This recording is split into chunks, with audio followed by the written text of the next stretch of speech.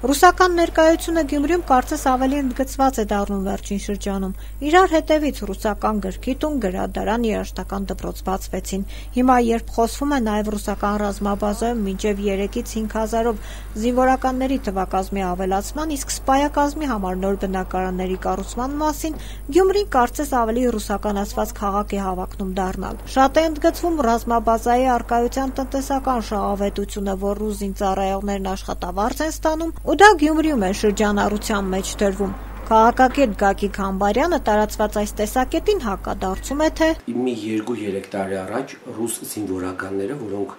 աշխատավարձ են ստանում, սովորական ծառայողները, իրավունք ունեին այդ գումարները ծախսել ազատ քաղաքում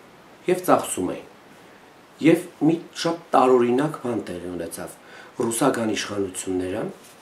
եւ ռազմաբազայի ղեկավարությունը որոշեցին, որ ռուս զինվորականները, որոնք ծառայում են 2 տարի,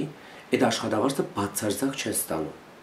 Նրանք ուրեմն ստանում են դա քարտի վրա եւ այդ ամենը նրանց տրվում է միայն օտանավակայանում։ Այստեղից թրջելիս։ Այսինքն ռուս զինվորականը էլ չի կարող այդ գումարը ծախսել։ Դա չի վերաբերվում սպայական կազմին։ Սովորական զինծառայողները ռուսական ռազմաբազայի ուրեմն արկայությունը շատ թույլ է ազդում քաղաքի սոցիալ-տնտեսական վիճակի բարելավման վրա։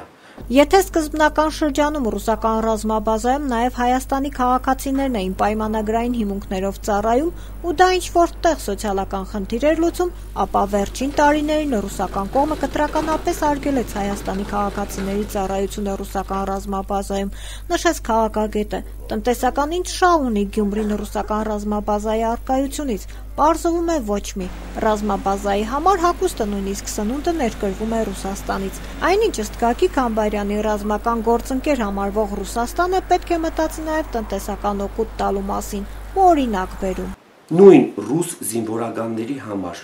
այդ նույն հագուստը զինվորական ոչ թե բերվի Ռուսաստանի Դաշնությունից, այլ կազմակերպվի այստեղ։